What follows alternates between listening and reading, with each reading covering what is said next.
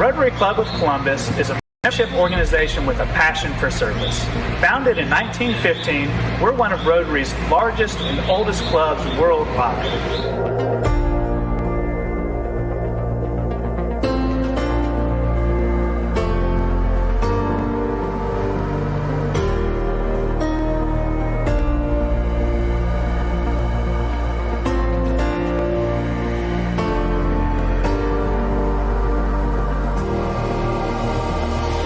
My name is Tyler Townsend, and I have the privilege of serving as the 2019-2020 Club President. We all know the challenges the coronavirus pandemic is posing. Our club has faced tough times, including 2 world wars, but this is the first time we've had to suspend our in-person meetings. So instead of meeting here at the Trade Center, we're going to meet every week online until it's appropriate to return. So whether you're a member or a guest, thank you for joining us today. We're happy that you're here.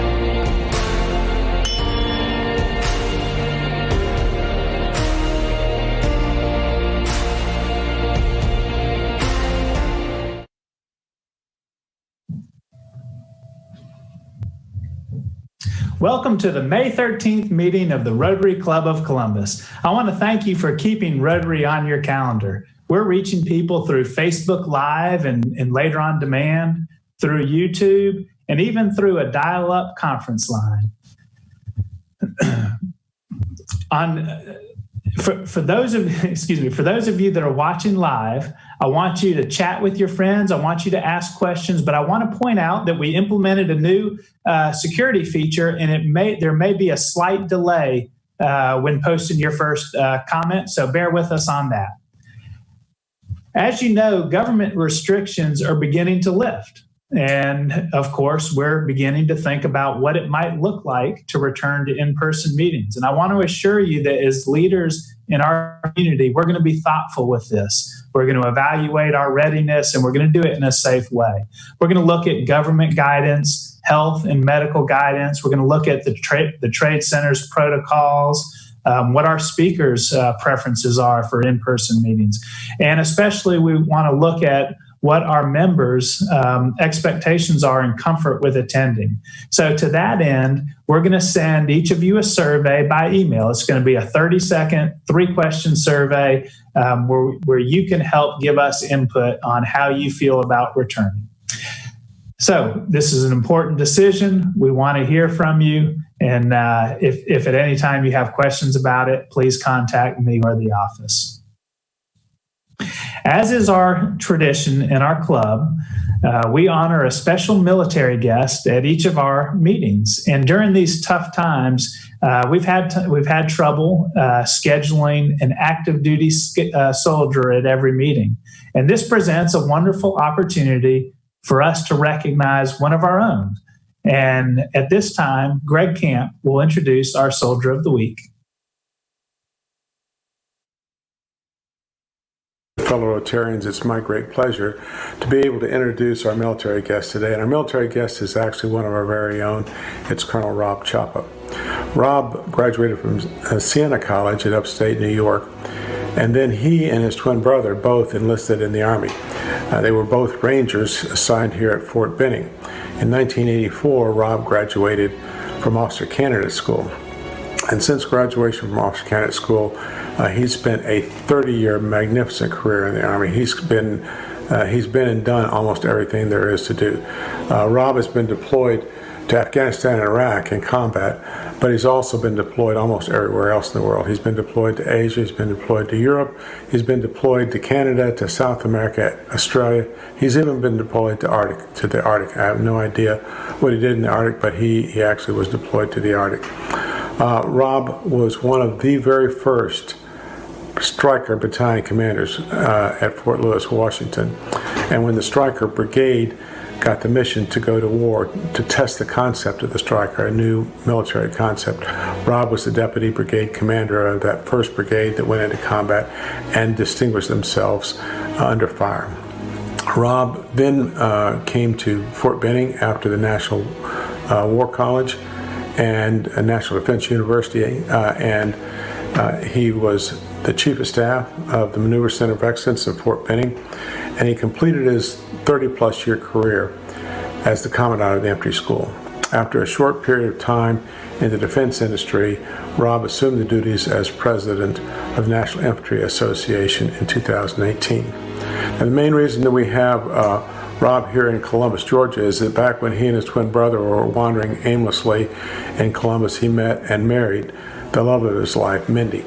And he and Mindy have two wonderful sons, John, who's a West Point graduate and a lieutenant of infantry in Alaska, and Zach, who is about to graduate from the Citadel and has accepted a commission in the artillery. Rob, we're glad to have you in Columbus. We're glad to have you in our club. We wish you and Mindy all the best.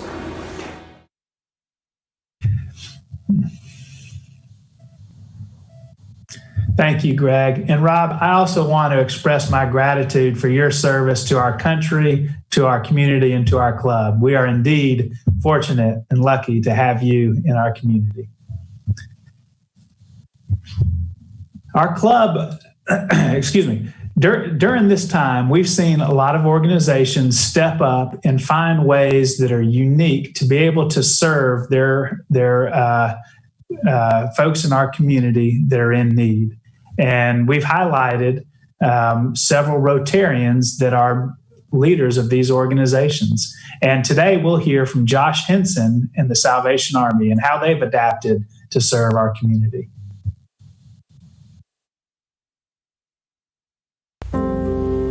Thank you, President Tyler and fellow Rotarians. I'm Captain Josh Hinson, the commanding officer of the Salvation Army of Columbus. I've been in Rotary the past 7 years and a member of this club for the past 4 years. I appreciate the call of Rotary to put service above self, and have loved to see how our club and our community steps up in service. Today I would like to highlight what my agency, the Salvation Army, has been doing during this COVID-19 pandemic. Much of the service we have provided is similar to our normal services operations, just altered a little bit. Every night we serve a community meal to anyone that comes to our doors. And during COVID-19, we've seen an increased need for this meal. And at this time, our dining room is closed, and we're actually offering each of these meals to go at this time. We also have continued to provide food boxes and also offer financial assistance like paying rent and utilities for those in need. We've seen an increase in the number of calls for rent assistance and anticipate an increase in the coming months for financial assistance. We're grateful to the Coronavirus Response Fund through the Community Foundation and United Way that have allowed us to assist more people during this time of need. While our after-school program closed when the school system closed, our staff has looked for creative ways to serve. Serving meals, packing food boxes, connecting with our families, and transporting the National Guard for Feeding the Valley. They're working hard to prepare for our summer day camp, which we anticipate will be opening in the beginning of June. We want to thank this club, thank our partners, and thank this community for your continued support as we seek to meet need in this community. Thank you.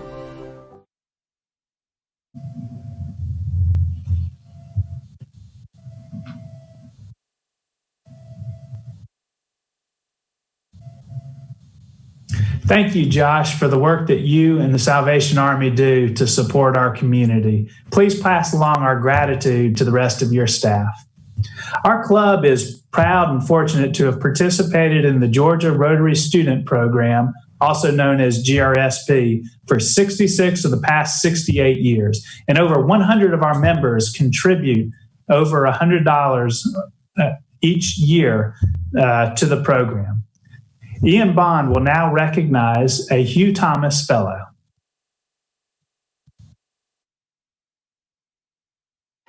President Tyler and fellow Rotarians, I'm Ian Bond and I've been a member of the Rotary Club of Columbus for about 15 years. I currently serve as one of the district directors of the Georgia Rotary Student Program and am the district chair nominee. The Georgia Rotary Student Program is supported by the GRSP endowment, which was founded about 40 years ago.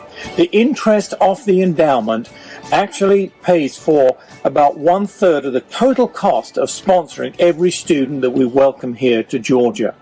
So donations to the endowment are very, very important to keep that endowment strong, healthy, and vital. So it is with great pleasure today that I recognize Mellanie Vinyard, who today becomes a Hugh Thomas Fellow, representing a donation of $2,500 to the corpus of the endowment. Thanks so much, Mellanie, and thanks to every member of our club that so generously supports the GRSP endowment.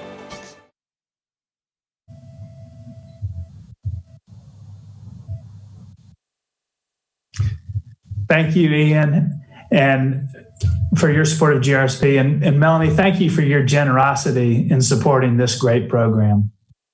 Before we introduce our program, I do have a few quick announcements. Last week, we had 3 online gatherings for our club members to choose from. On Monday evening, we had our Rotary online poker. This is a free-to-play, friendly game. No money changes hands. We get on Zoom and talk and visit with each other while we play. It's just a relaxing, fun time. I encourage you, if you want to do it, whether you're a beginner or experienced, let the office know. We'll be happy to get you set up.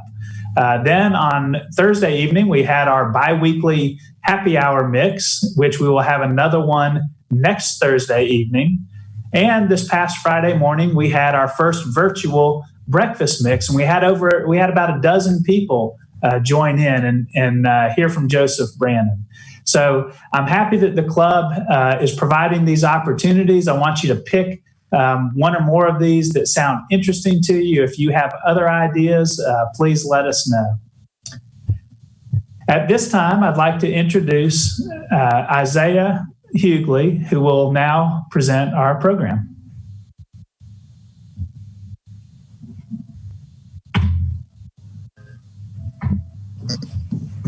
President Tyler, fellow Rotarians, it is my honor to introduce today's speaker, our mayor, the 70th mayor of Columbus, Georgia, the Honorable Skip Henderson.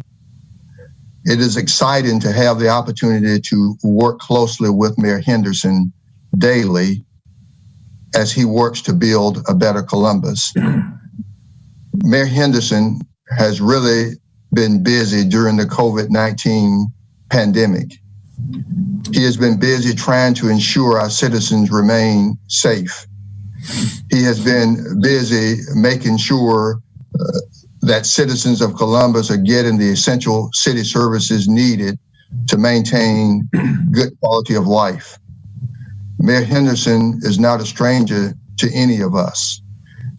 If you have lived in Columbus, then you know that Mayor Henderson has been working for Columbus for more than 20 years. Mayor Henderson was elected more than 20 years ago to post 10 city council at large. He served 9 of those years as budget chair for the consolidated government. He has been active in the community with numerous organizations. He has served as chair of the Better Business Bureau, March of Dimes, Kiwanis Club, and held positions on various other boards and authorities. Mayor Henderson and his wife, Karen, of 36 years, served together on the Leadership Council for the American Cancer Society. When Mayor Henderson was sworn in on January 7, 2019, he hit the ground running with a progressive agenda.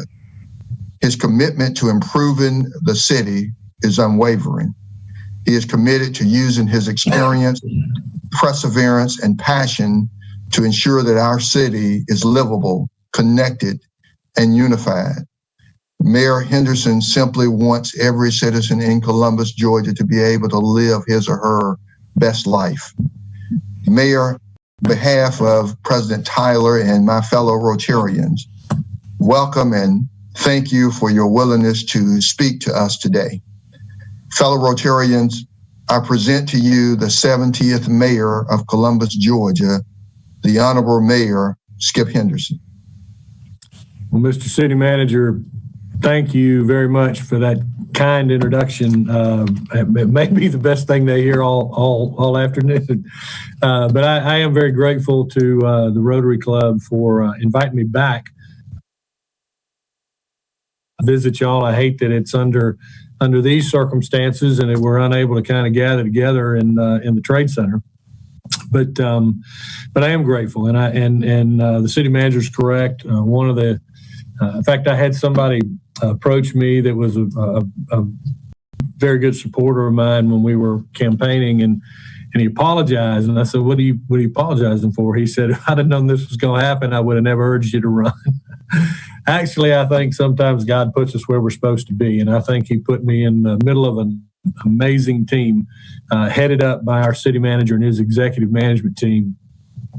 You know, the word unprecedented has been used a lot, and not without reason, because I don't know anybody that has had to navigate the creation of a city budget, the operations of a city government, which is a municipal corporation that employs some 3,000 people, as our city managers had to do, and do so in the midst of a pandemic. And of course, as we all know, this medical crisis has some very real financial implications that are accompanying it. But anyway, I feel like I've been blessed to have had the opportunity to work with the individuals in this community, including our Homeland Security folks, Chief Robert Futrell and Riley Land, and our first responders, our department heads.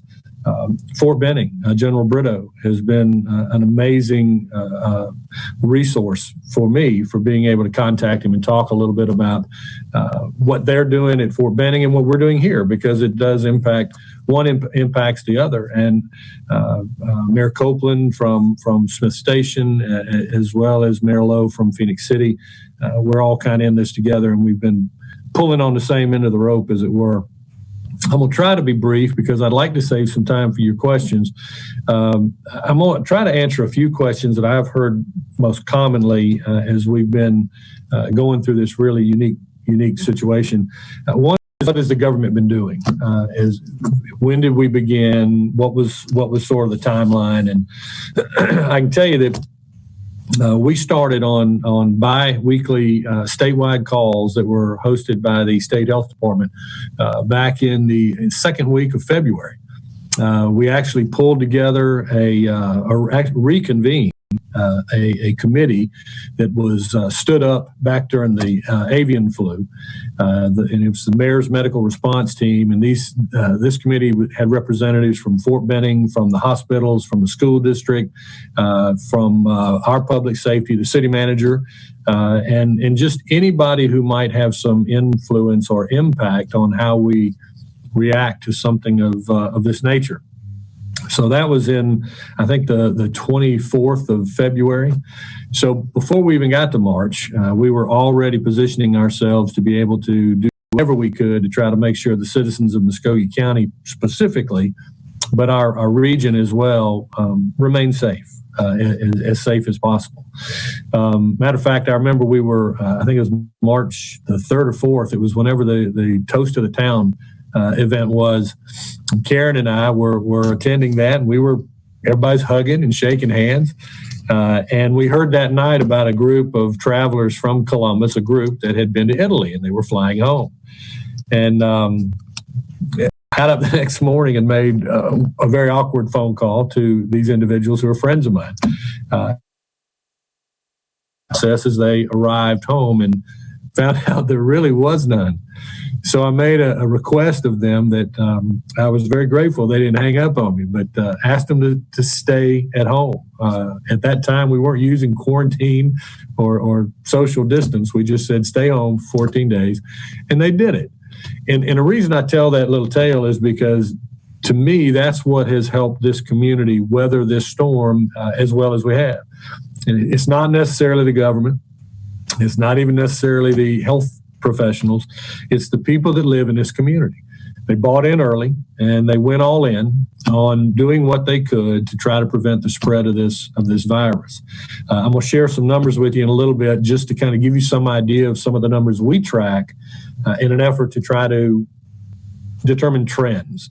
But as I had that conversation with those individuals, they all agreed to kind of remain self-isolated for a little while. But about the second week of March, We restricted access to some of our venues that might attract larger gatherings, such as the Civic Center. Cost us a lot of money. We had a concert that typically draws around 8,000 to 9,000 people that was scheduled, had to be canceled. We shut down our rec centers. Believe it or not, there were some weddings and some receptions that were scheduled there, and we weren't able to hold them.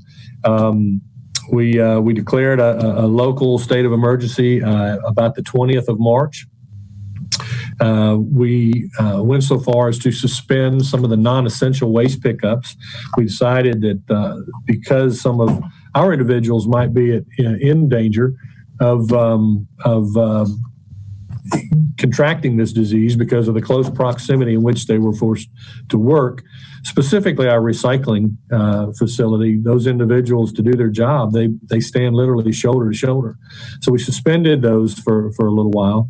And we began to put some restrictions on our citizens.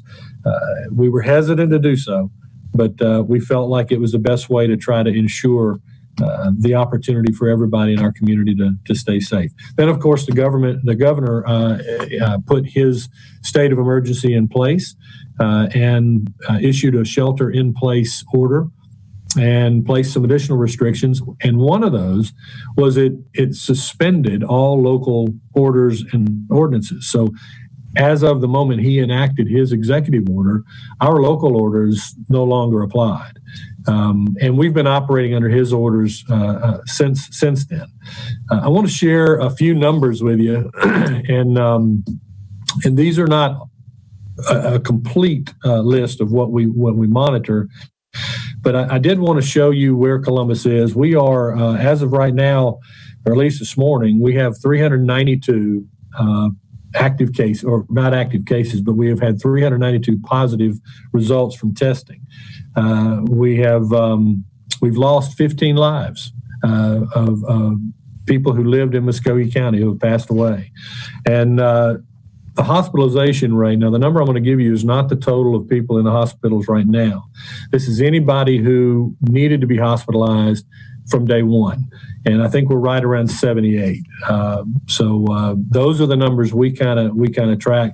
Now, I'm going to try to do something here that is way above my my capabilities, but I'm going to see if I can pull up a few of the graph information that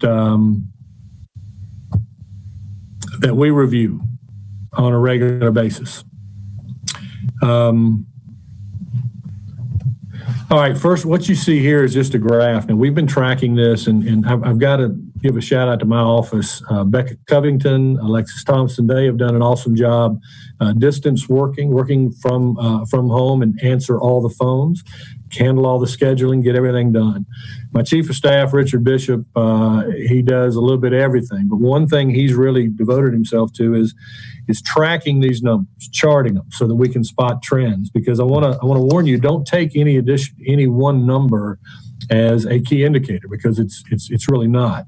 What we look for is trends. And if you look at this is a graph of the testing that has been performed through yesterday, primarily by the Department of Public Health, but also in conjunction with Mercy Med. And if you notice down there around the 6th of April, there was a huge jump. That was the result of a massive testing effort, a partnership with DPH and Mercy Med, where they did about 1,200 tests in 3 or 4 days. So what you're seeing is an indication of the more testing, the more positives. Now, the good news is that while the state usually has been hitting right around 18 to 20% of those tested that are positive, our number is closer to 10%. So I think one of the things you can attribute that to is the consistency that our residents have shown, and their willingness to try to follow CDC's guidelines. Now I'm going to show you a slide now that shows the number of cases. Now, if you notice, around the 8th and 9th of April, you saw a pretty good jump in positive cases. And that's sort of been a trend. If we have a massive amount of testing, and it does happen, when we first started in March and early April, we were The DPH was lucky to get probably 40 to 50 tests every 2 or 3 days. Well, now we're testing at a clip closer to 100 a day. And you can see, now you've heard people from the beginning talk about flattening the curve. This chart is what a flat curve looks like. And what the intention of that is to make sure that your hospital resources don't become overwhelmed with a sudden spike that dumps a lot of people into the hospitals. Our numbers are running somewhere around, as I said, between 10 and 12% of those we test turn out to be positive. And of those, usually around 20% will end up in the hospital. And then once they end up in the hospital, then you run about a 60% chance of them ending up in the ICU. But as you can tell, our increase has been gradual. Even though our numbers are going up, as I said, I believe that's a direct result of just much broader testing. We are now, we've done probably close to 3,000 tests through the Department of Public Health and Mercy Med. Well, there's also a lot of tests being done in the hospitals, which is anywhere between 500 and 1,000. We just don't know how many were done just on Muscogee County residents. But if you do the math, that means we've tested so far just about 1 out of every 50 residents in Columbus, which is a pretty solid testing performance. The slide I'm showing you now shows the number of patients that are hospitalized. This is within all hospitals in our region. This is a blended number. It's not any one hospital. You can see that our surge, at least so far, appears to have hit in mid-April. But our hospitalization rate has really sort of stabilized. It's actually declined over the last several days. And this is the key number for us because we want to make sure that if there is an event where we suddenly see a surge, that our hospitals have the resources to manage it. And by all indications, they are as prepared as they can be. And by the way, on the outside chance that a massive surge overwhelmed the hospitals, we've already made arrangements. We've got a couple of locations where we could stand up 40 to 50 beds in probably less than 8 hours.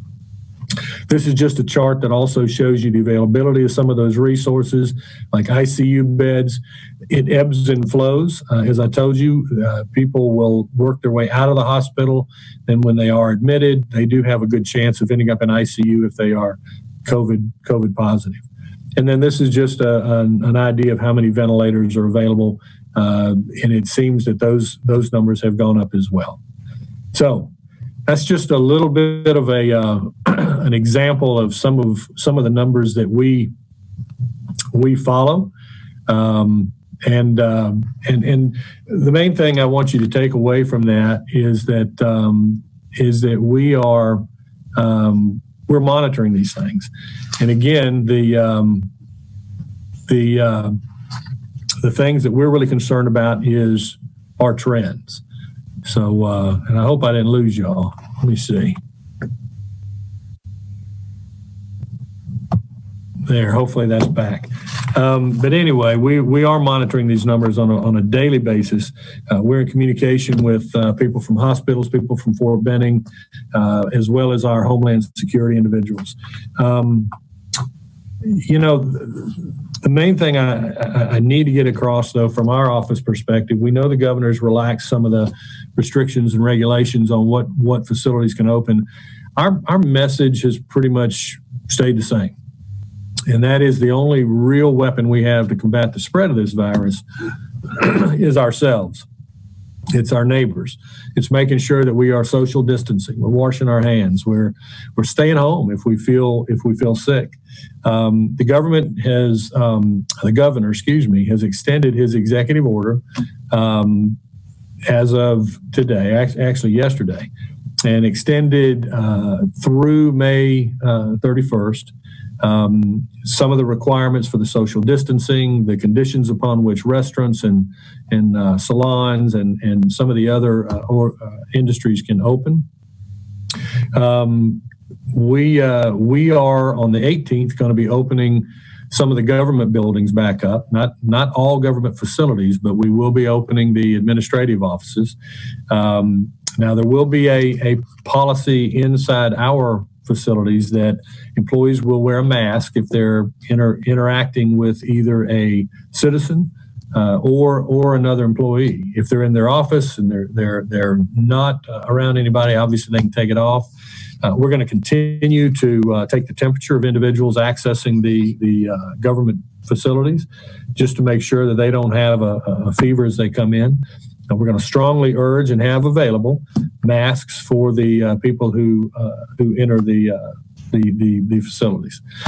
Now, we've also opened a couple of our recreational facilities.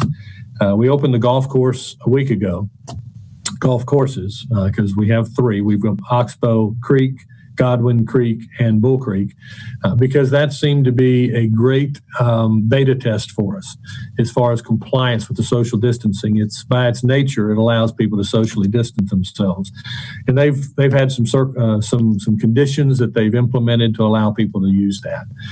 We're doing the same thing Monday with Cooper Creek Tennis Facility. There'll be some restrictions and some as we sort of incrementally work our way back to a fully engaged tennis center.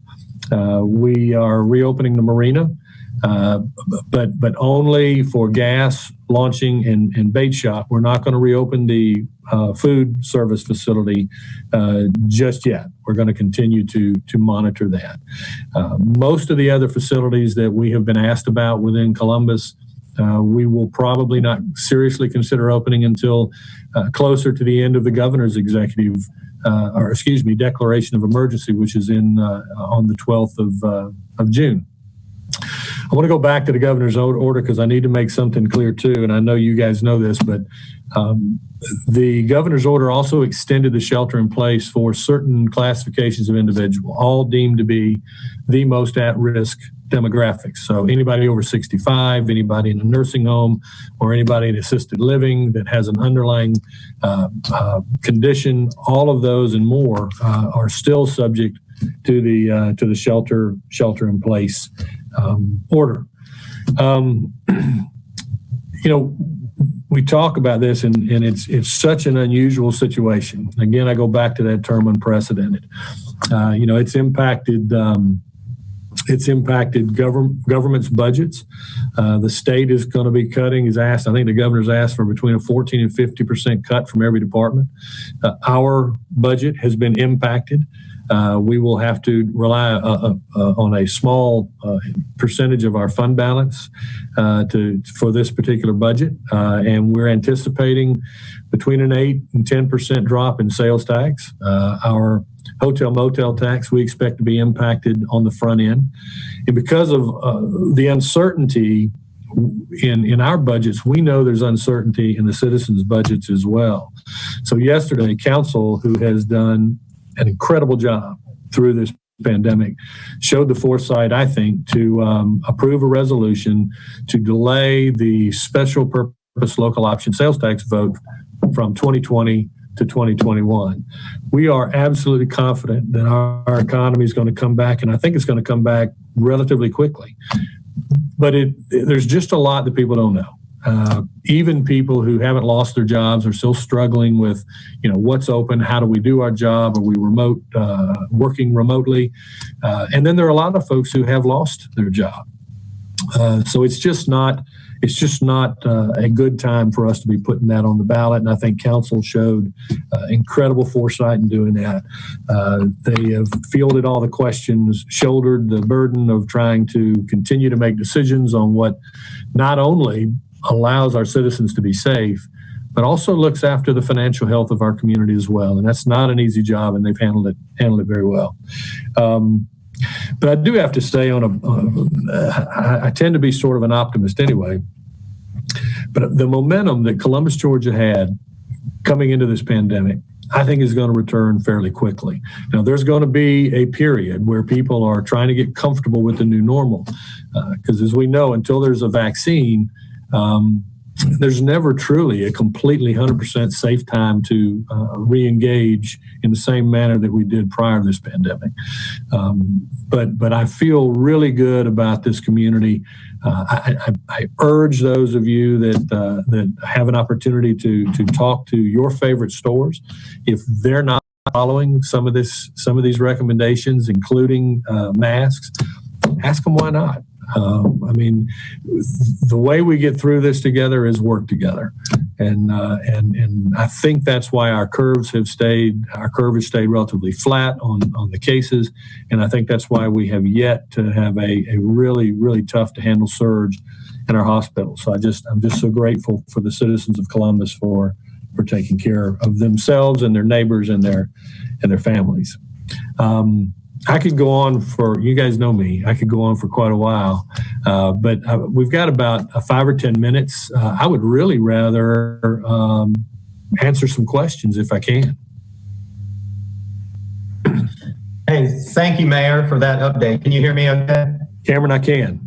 Okay, great. Well, I'm fielding some of the questions that have come in on the comment feed, and we really appreciate your time today and your leadership during this unusual time. I had thought myself, well, I wonder if Mayor Henderson would have run had he known, or anybody for that matter. So we probably might have run in another direction. No, I'm just kidding. Maybe, yeah. Oh, that's a good. I'm proud to be with this group.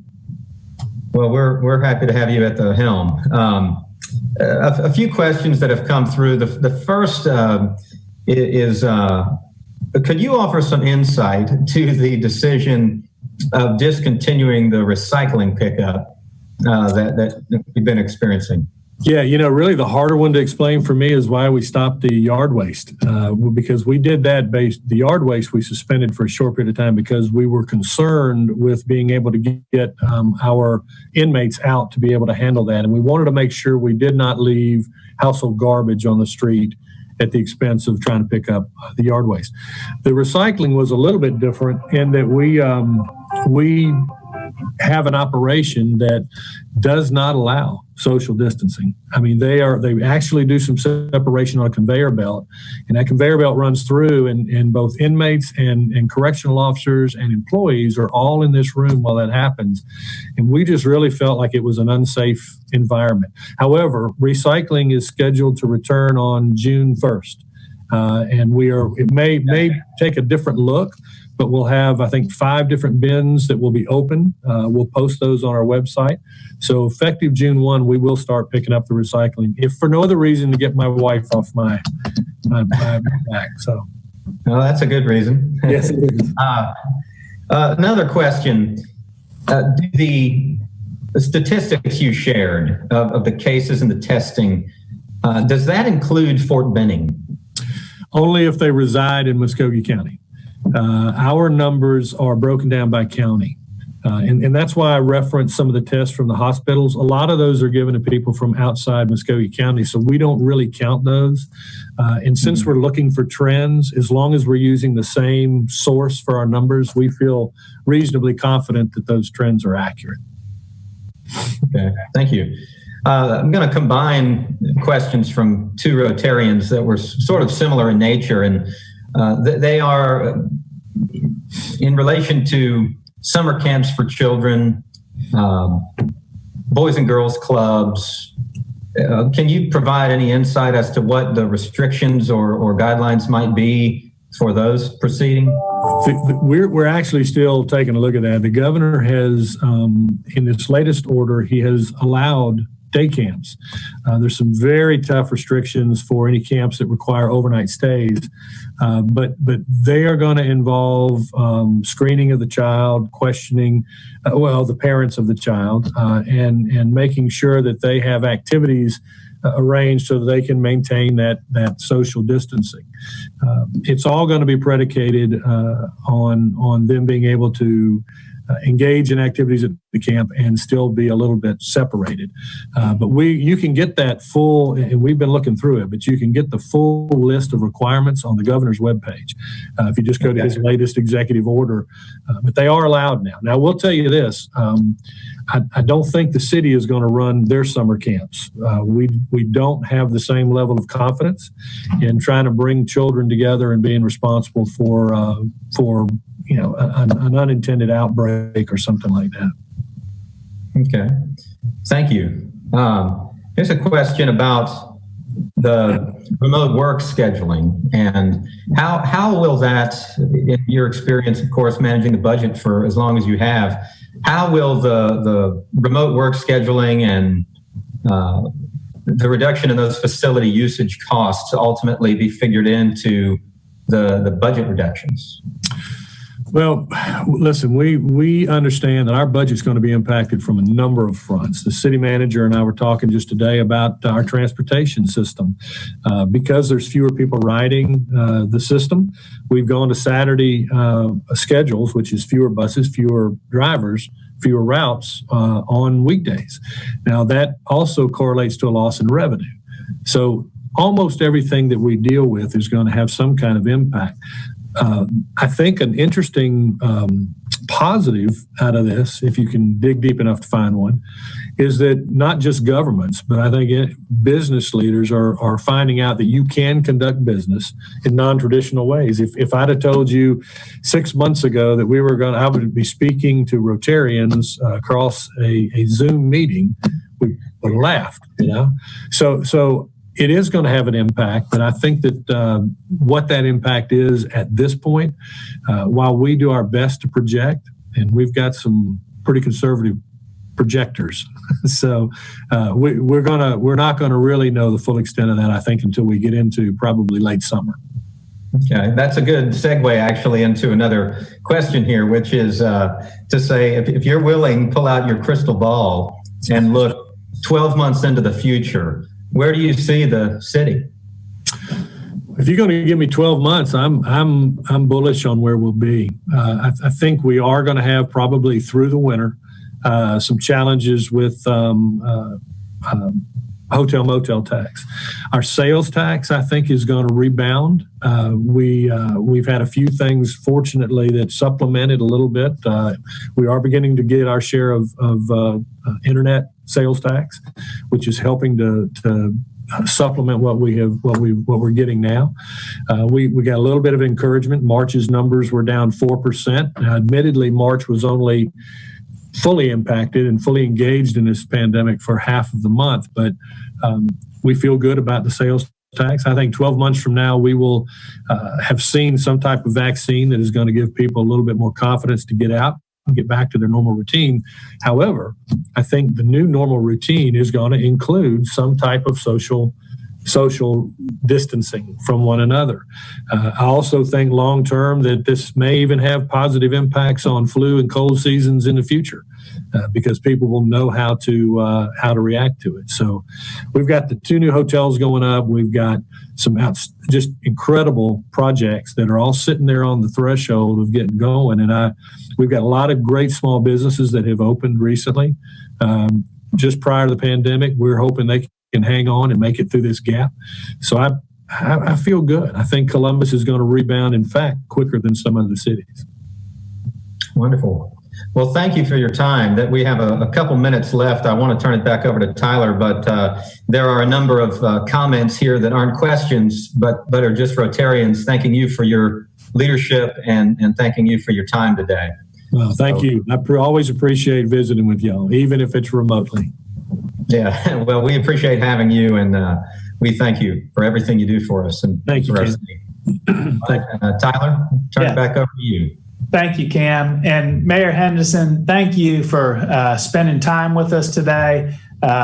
These are tough times, and you are working on some tough challenges, and you and your team are making tough decisions. And I just want to say on behalf of our 300 members, how much we appreciate you and your staff working through this, keeping us safe and keeping us moving forward. So thank you very much for that. Thank you, Tyler. For our members, I want to thank you for keeping Rotary on your calendar. Next week, we're going to recognize Memorial Day with a special program that we've been planning for quite some time. We're going to broadcast live from the National Infantry Museum. We'll have our appropriate social distancing in place. We're going to hear from 2 Gold Star family members, a spouse and a mother, as we honor those who've made the ultimate sacrifice for our freedom. I look forward to seeing you next week. Be safe this week. Thank you for joining us. And at this time, we're adjourned.